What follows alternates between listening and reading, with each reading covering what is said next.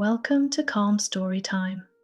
Tonight, you're not just listening to tales, you're wandering gently into a world where the stars speak in whispers, and every story is a door softly creaking open. These aren't fairy tales filled with dragons or quests. They're quieter than that, softer. They're the kind of tales you find between thoughts, in the spaces where you slow down just enough to hear what your heart has been trying to say. Each story tonight is a featherlight dream, a sigh from the sky, a candle flickering in a window you didn't know you missed. You don't have to understand everything. You don't have to remember it all. You only need to rest and let the stories do what they were born to do, carry you gently towards sleep.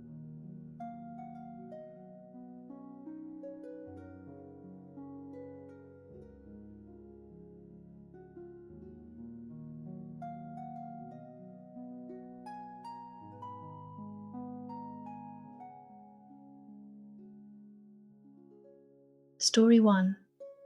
The Feather Garden.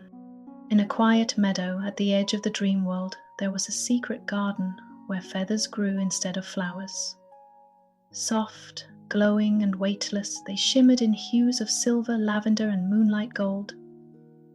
No one planted them and no one tended the soil, yet the garden always bloomed when night fell. Some said the feathers held forgotten dreams, others claimed they whispered lullabies to the wind. A girl named Isla discovered the garden on a sleepless night, guided by a firefly that blinked in the rhythm of her breath. She followed it through the forest, past a sleeping brook, and beyond the last yawn of twilight. When she arrived, the garden greeted her with silence, a kind of silence that hugged your thoughts and smoothed your heart. She took a step forward, and the feathers quivered gently, as if recognizing someone who once believed in magic. Isla reached out and plucked a single feather, soft as dusk and glowing like a wish. The moment her fingers closed around it, a breeze stirred the air, and every feather in the garden began to float. They danced slowly, like thoughts lifting off the mind. One by one they circled Isla, brushing her cheeks, her hair, her shoulders, until the world around her faded into gentle stillness. Each feather carried a different memory. One showed her riding a cloud shaped like a whale. Another whispered the scent of her grandmother's cinnamon tea. A third hummed a song her father sang when she was small and half asleep. Isla stood among them, not trying to hold on, just watching, just breathing. Then, as quietly as it began, the dance stopped. The feathers settled gently back to the earth. Isla still held the one she picked, now cool in her palm, as if it had finished telling its story. When she returned home, the firefly flickered once more and disappeared. Isla placed the feather under her pillow that night. She fell asleep in seconds, wrapped in the quiet hush of the garden, and from that night on, whenever she couldn't sleep, she knew exactly where to go. Not far, but inward, because the garden wasn't just a place, it was a part of her. And the feathers, they were dreams that remembered how to return.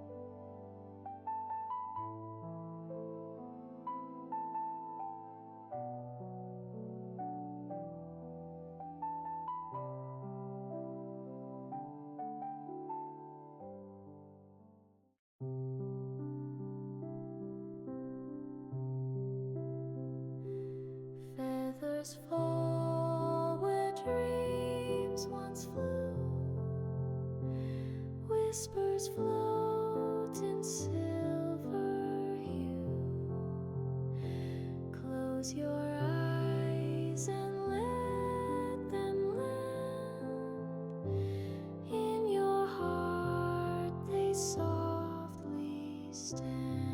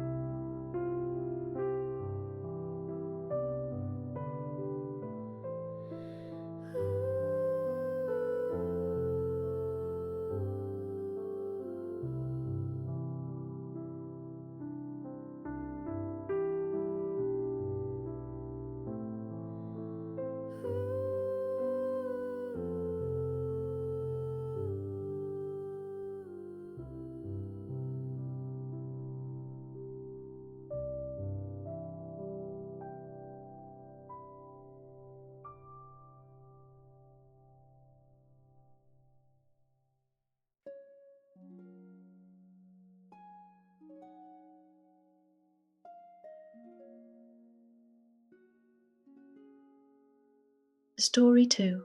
The Clock That Counted Backwards. In the attic of a quiet cottage by the sea stood a clock unlike any other.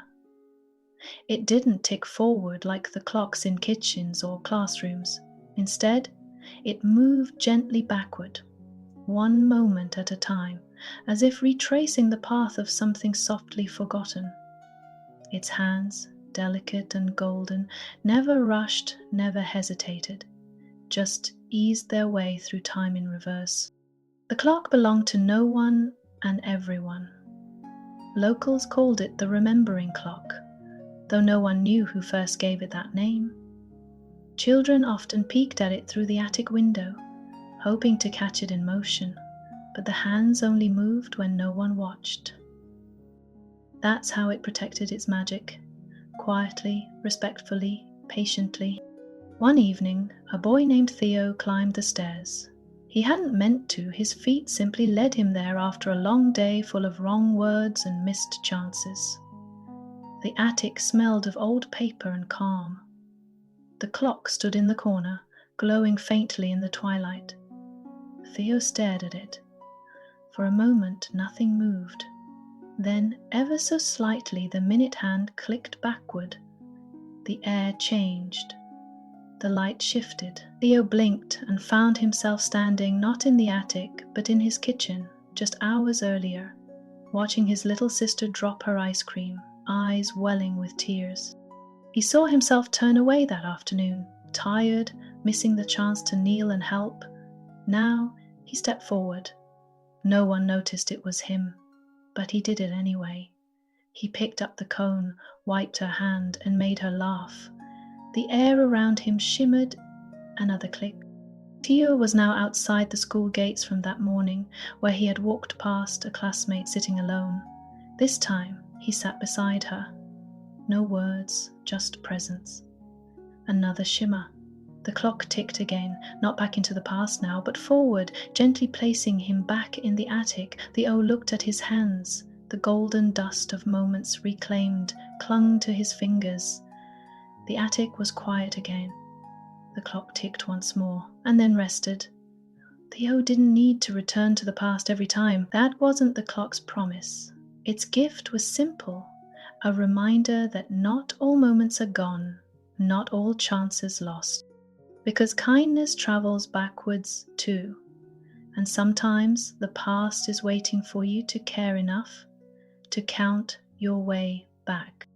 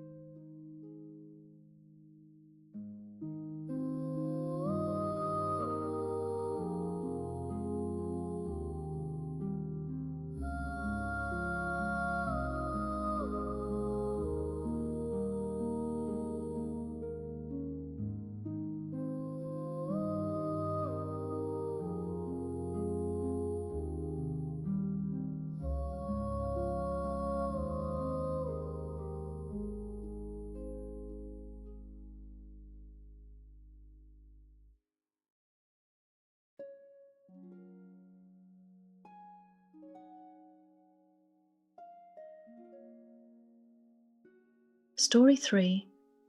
The Lanterns by the Lake. At the far end of a sleepy village, where the trees whispered in hushed tones and frogs sang lullabies, there was a lake that never rippled. It lay like glass, calm and deep, holding the night sky in its still arms. But what made this lake truly special weren't the stars above. It was the lanterns that rose from its surface after sundown, each one glowing gently, as if lit by the hopes of someone too quiet to speak. No one ever saw who lit them. The villagers simply knew. When the sun disappeared, the lanterns appeared, bobbing upward one by one like warm floating thoughts. Some were golden, some were soft blue, some even flickered like candlelight caught in memory. They drifted slowly, rising above the lake, into the sky, until they looked just like stars returning home. Mira, a girl with hair like storm clouds and eyes always searching, came to the lake every night. She never brought a lantern of her own, though she always wished she could.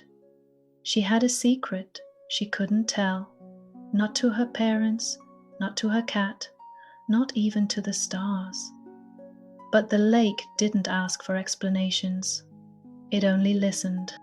One evening, Mira sat on the dock, feet dangling above the glassy water. The wind was soft and the world smelled of pine and dreams. The first lantern rose just as she whispered, "I miss her." She didn't say who. She didn't need to. The lake knew. A moment later, a soft pink lantern surfaced near her feet. Mira blinked. She hadn't brought it. No one had. It hovered by the dock, waiting. She reached out, her fingers brushing its silk side. It glowed a little brighter. Slowly, it rose into the sky. Mira watched it climb, higher, higher, until it was just a flicker among the stars. And with it, the ache in her chest lifted just a little. Not gone, but softer.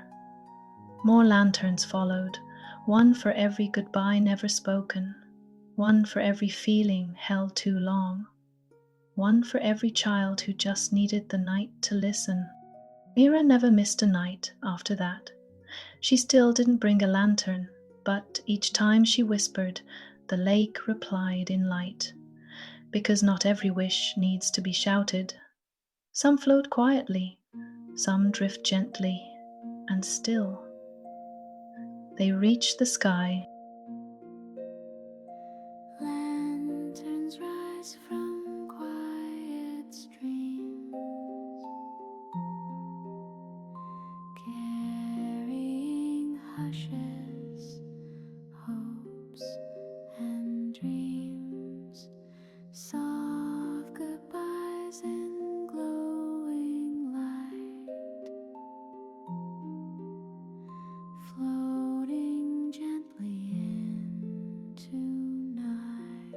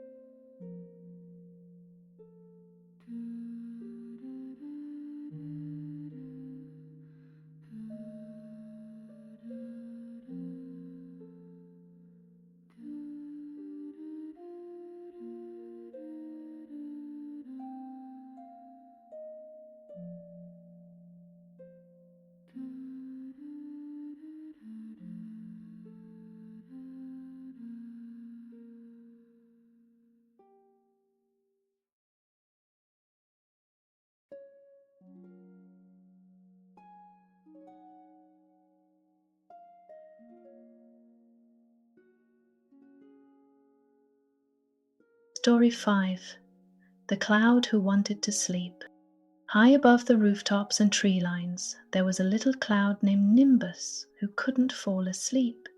He was soft, round, and a bit smaller than the others, with a silver sheen that shimmered when the stars peeked out. While the other clouds gently drifted into slumber, Nimbus floated wide-eyed across the night sky, yawning quietly and watching the moon with tired wonder. He tried everything. Counting stars didn't help. He lost track after 37. Curling up next to a snoring cumulus only made him restless. Even sipping warm raindrops, his grandmother's remedy, didn't calm his swirling mist. "Why can't I rest?" he whispered into the quiet sky. The moon, gentle and wise, noticed the restless puff trailing across her light. "Can't sleep, little one?" she asked softly, casting a silver glow. Nimbus gave a tired nod. "I keep thinking, what if I drift too far? What if I disappear?" The moon smiled with her whole face. Drifting is not the same as being lost, and rest is not the same as being gone. Still, Nimbus wobbled with worry.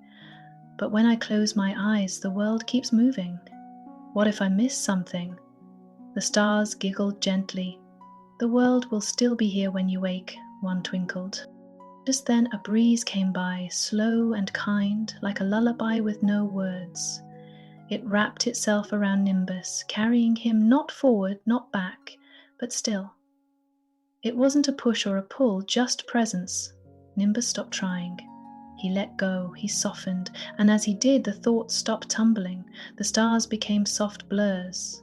The sky wrapped him like a bedtime blanket. And finally, Nimbus slept. He dreamed of slow rivers and floating lanterns, of dandelion seeds and soft-spoken lullabies. And when he woke, the sun had just begun to rise. He hadn't missed a thing, because the night didn't need him to stay awake. It only needed him to be.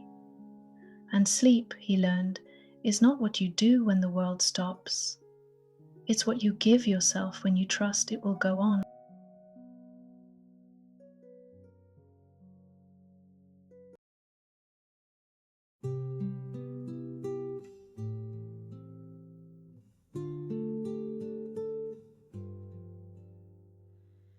Drift and hum, don't fight the night. Close your eyes and lose the light. Even clouds must sometimes be still and soft, like you and me.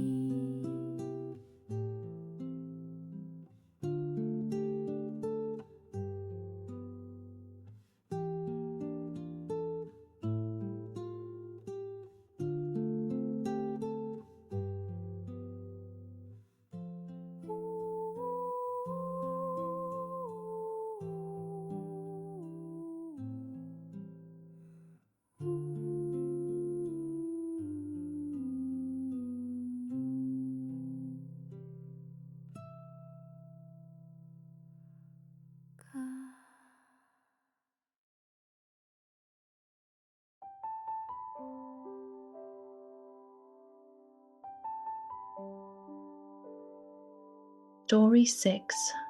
The House with the Whispering Walls.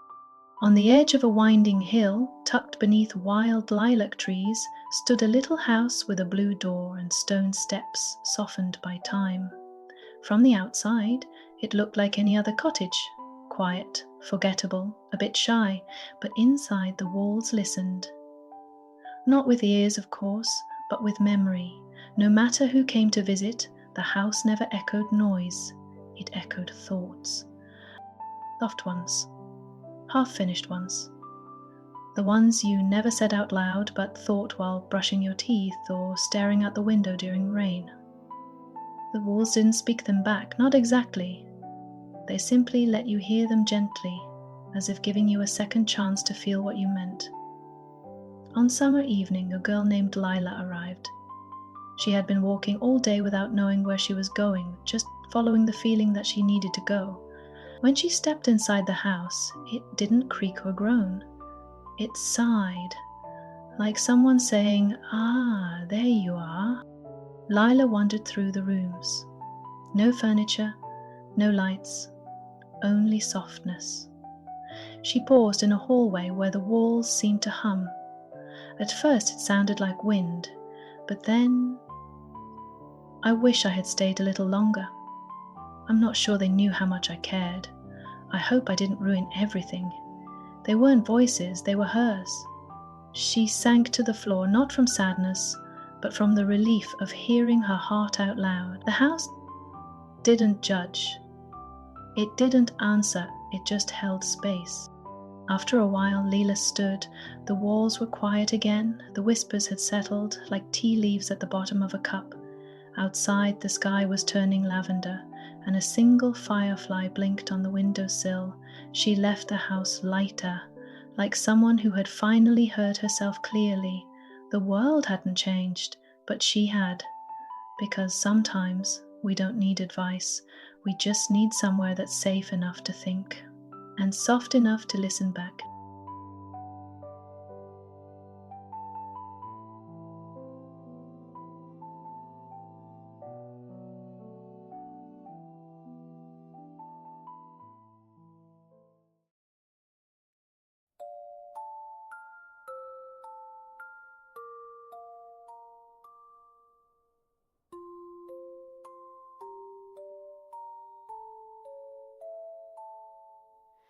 Walls don't speak, but still they hear all the thoughts you hold too near. Let them fall and float away. Night will keep what words can't say.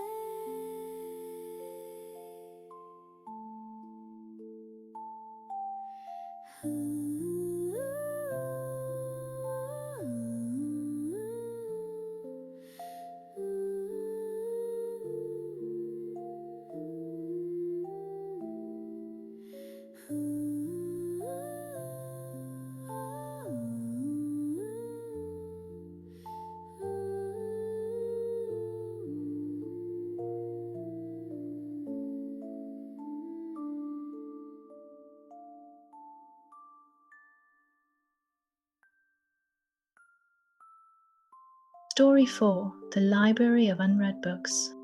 At the edge of the city, tucked between two tall buildings that always looked the other way, stood a narrow door with no sign.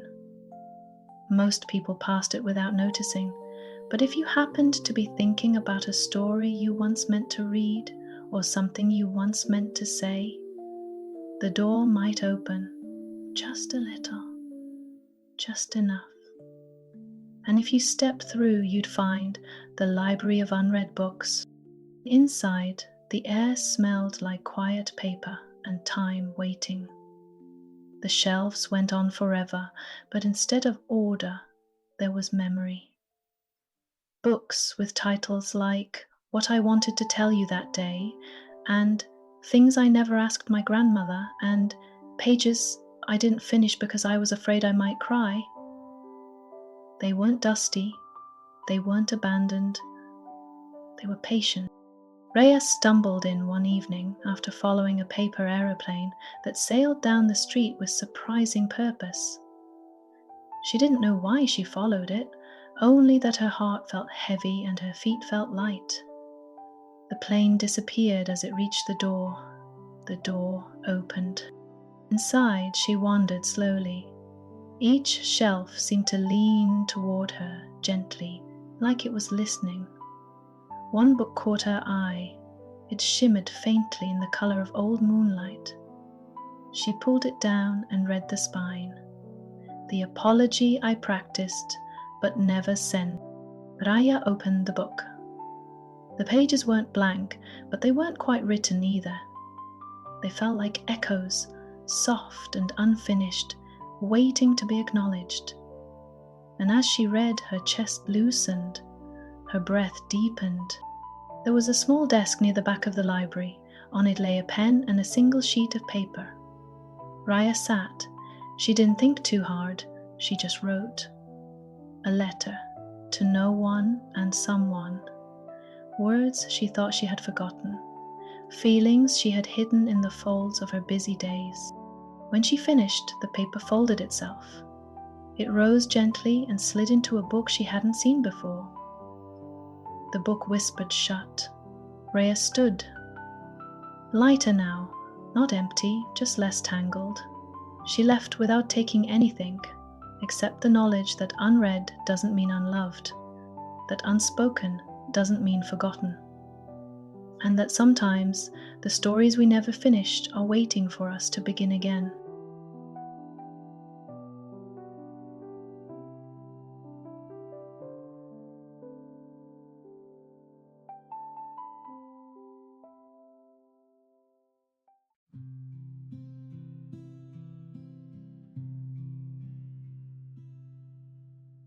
Pages turning in your chest, words you buried seek their rest.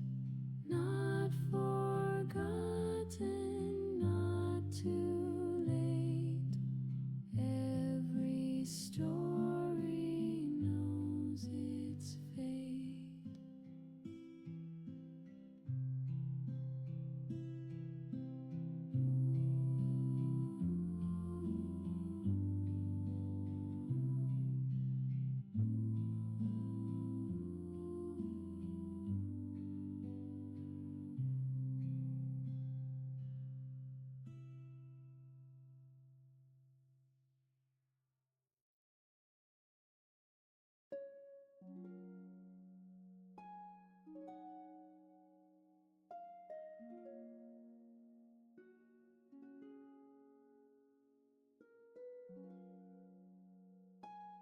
Story 9. The Pillow That Gathers Goodbyes. In a quiet room on the top floor of a forgotten inn, there was a single bed with a single pillow, and it was never empty. Not because someone always slept there, but because the pillow held more than heads. It held goodbyes.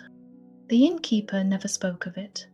She just nodded softly when travelers asked for that room, and she never asked why. Most came at dusk, most left before sunrise, none stayed long. But all of them rested deeply, even if only for a few hours. The pillow looked ordinary, stuffed with soft filling and wrapped in worn linen. But when your cheek touched it, something inside shifted.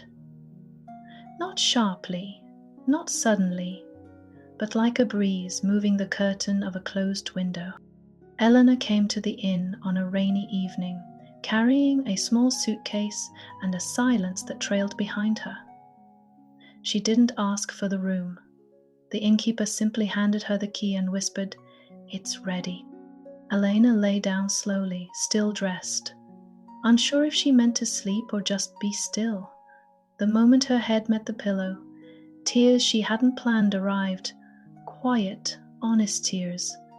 Not loud, not heavy, just... She whispered, "Goodbye," though she didn't say to whom. Maybe to a person, maybe to a version of herself, maybe to something she could no longer name. The pillow absorbed it without question. No judgment, no echo, just acceptance. When Elena woke, the sky was pale pink. The pillow felt cool, as if it had gently exhaled. She stood, lighter but not empty, whole but changed.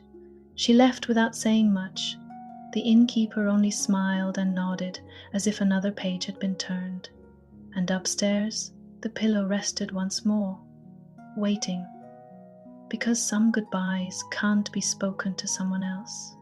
They have to be whispered into something that understands.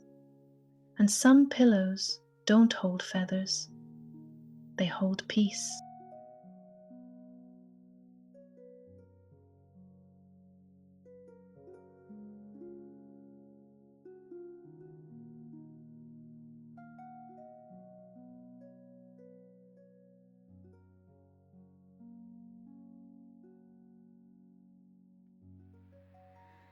Goodbyes don't need to speak out loud. They rest in quiet like a cloud. Breathe them in and breathe them through. Peace will always wait for you.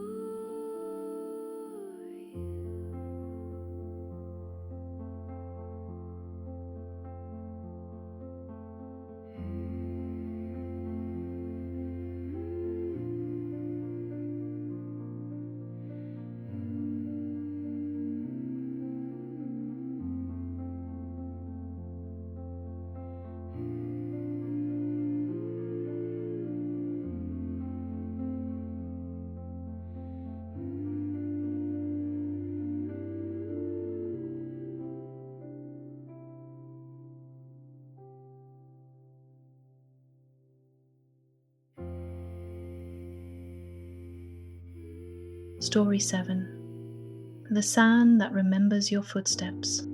There was a beach far from maps and time, where the sand never forgot. Not the shape of your feet, not the weight of your worries, not even the silence between your thoughts. It was called Still Shore, though it had no sign, and the tide never touched its memory. Travelers who found it rarely spoke of it. Not out of secrecy, but reverence. Because when you walked its shore, you didn't leave behind a trail, you left behind a feeling. Amelia arrived on a fog-colored morning, shoes in hand, heart unsure. The ocean didn't roar, it hummed like a lullaby sung for no one in particular. She stepped onto the sand, and it welcomed her, not with sound, but with warmth. As she walked, each footprint held something, the memory of a moment she'd tried to forget, a conversation left unfinished, a laugh she missed, a sorrow she didn't understand until now. The sand didn't accuse or explain, it simply listened. With every step, it pulled gently, not downward, but inward. When Amelia stopped to rest, she turned to look behind her. The trail wasn't just footprints, it was illuminated outlines glowing softly, like the imprints held light. She knelt and placed her hand beside one. The ground beneath pulsed faintly, like a heartbeat she hadn't felt in years. That night, she built a small circle of stones around one of the prints, not to protect it, but to honor it. When she returned the next morning, the print was still there, unchanged, but she was not. She had remembered. And the sand had remembered with her, because some places don't let you leave things behind. They help you carry them differently, lighter, softer, wiser.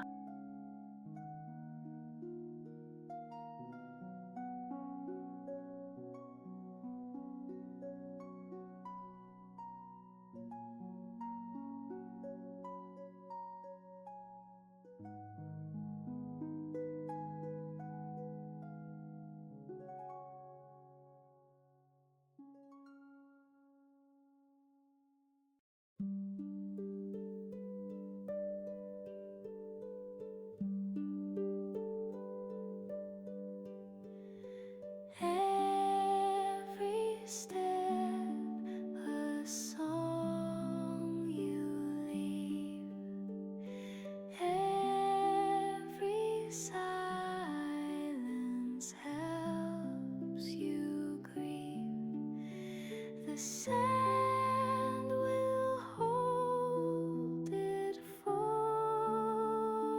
while, then hand it back with softer miles.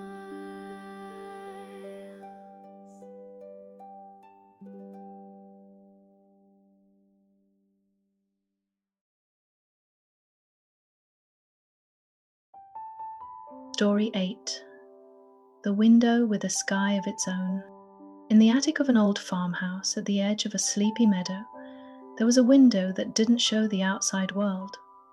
Not the clouds, not the trees, not even the moon. Instead, it showed a different kind of sky, one that belonged only to you.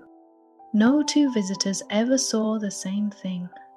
Some saw endless constellations they didn't know they remembered. Others saw sunsets from childhood or stars they'd wished on years ago. The window didn't reflect reality. It reflected possibility. One rainy evening, a boy named Ezra wandered up the creaky stairs.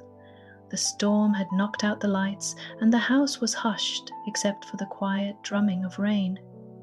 He wasn't sure why he climbed, only that his chest felt full, and his thoughts wouldn't sit still. In the attic, the window glowed. Ezra stepped close.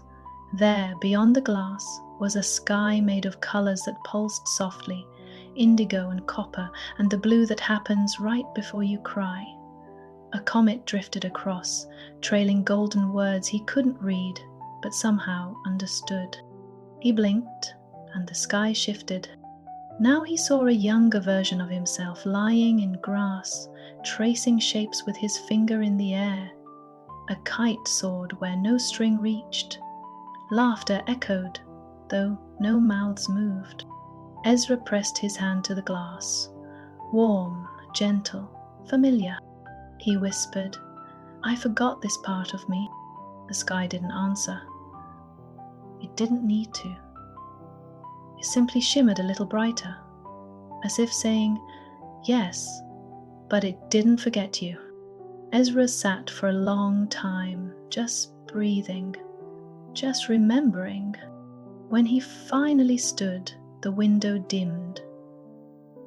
Only slightly, enough to let him know it would wait, because some skies aren't above you, they're inside you, and some windows don't open outward, they open homeward.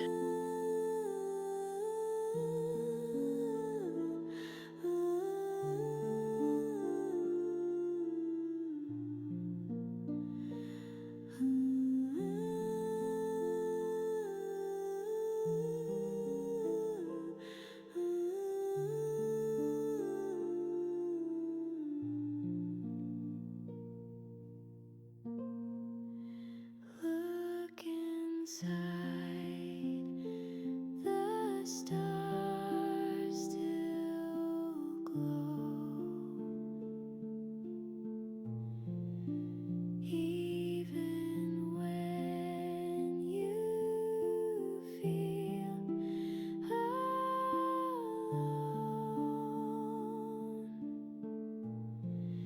Skies are stitched with what you miss. Dreams remember more than this.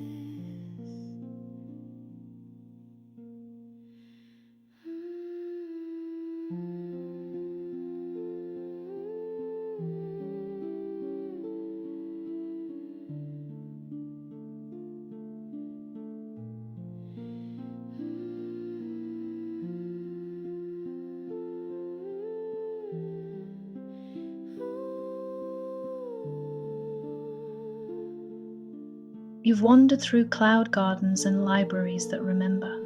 You've stepped inside windows that open inward and whispered to pillows that understand goodbyes. These tales weren't written to explain the world.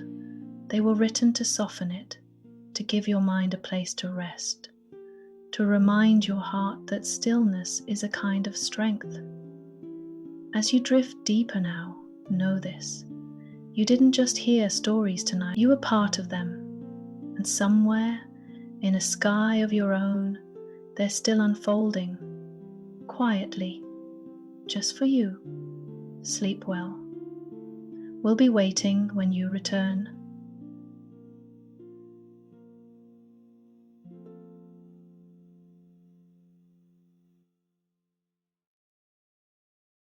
Every step a song you leave,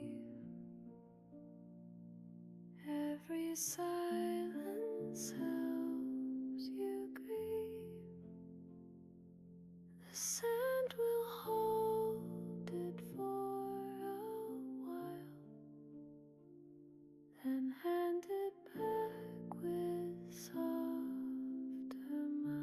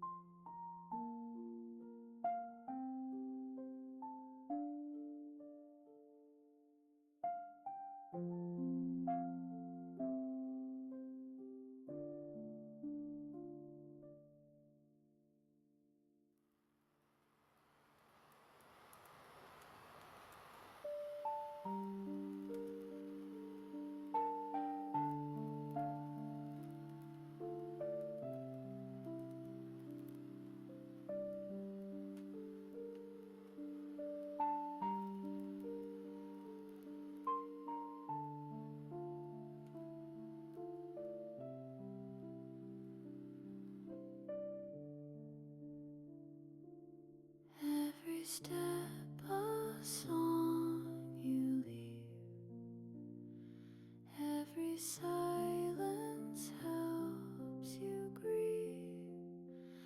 The sand will hold it for a while, then hand it back with softer mile.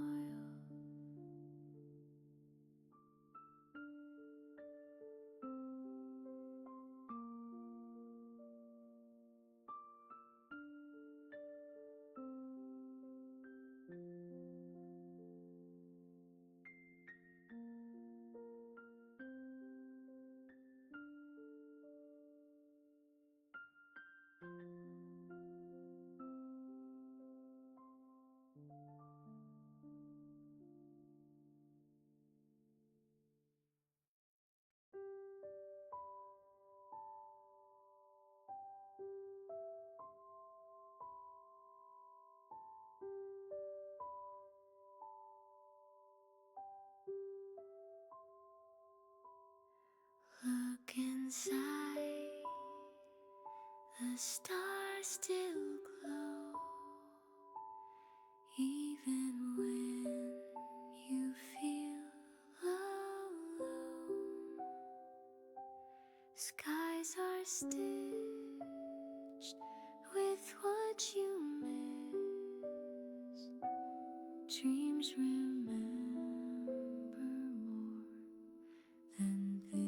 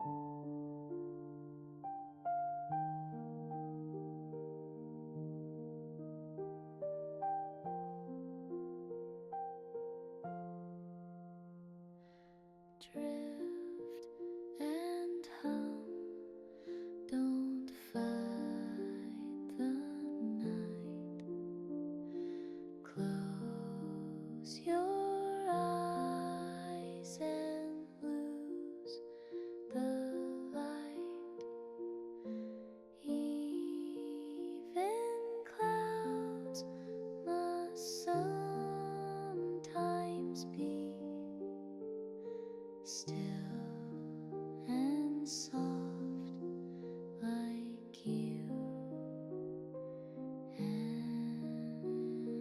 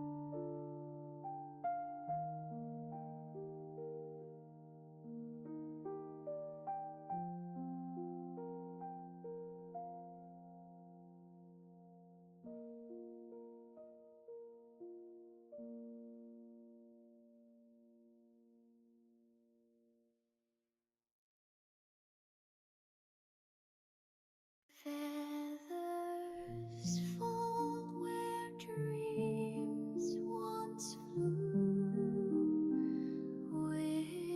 whispers float in silver hue. Close your eyes and let them land in your heart. They softly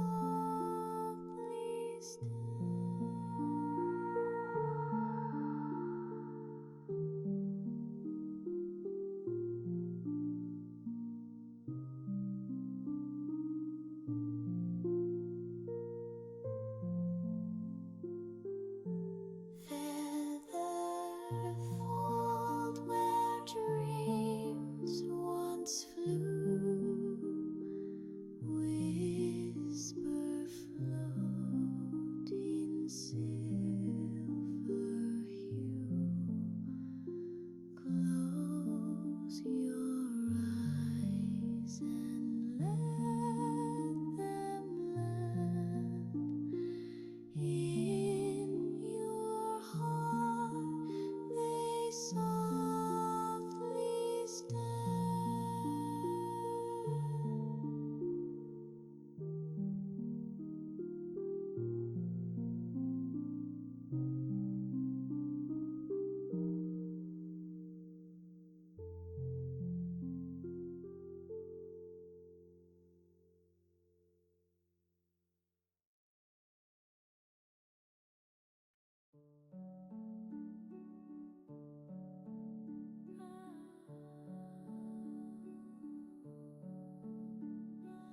Walls don't speak, but still they hear all the thoughts you hold too near. Let them fall and float away. Night will keep watch